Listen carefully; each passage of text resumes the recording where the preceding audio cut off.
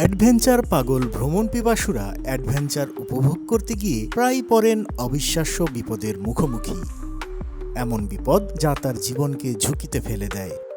আবার এমন বিপদও হয় যেখানে বেঁচে থাকার ইচ্ছেটাও মরে যায়। কিন্তু আপনি বেঁচে না থাকতে চাইলে কি হবে? প্রকৃতি হয়তো আপনাকে নিয়ে করছে ভিন্ন এক পরিকল্পনা। আন্তবাণীর আজকের গল্পে আমরা জানব এমন একজন মানুষের গল্প যিনি নিজেকে শেষ করে দেওয়ার আগে প্রকৃতির পাঠানো বন্ধুর মাধ্যমে পেলেন নতুন জীবন। 1996 সালের বসন্তকাল। এলি লোবেলের বয়স ছিল মাত্র 27 বছর যখন তিনি জঙ্গলে হাঁটতে গিয়ে পোকার কামড় খান। আপাত দৃষ্টিতে খুবই সামান্য একটু কামড়, একটু জ্বালাপোড়া ও লাল ত্বক, তাই এলি তেমন পাত্তা দেননি।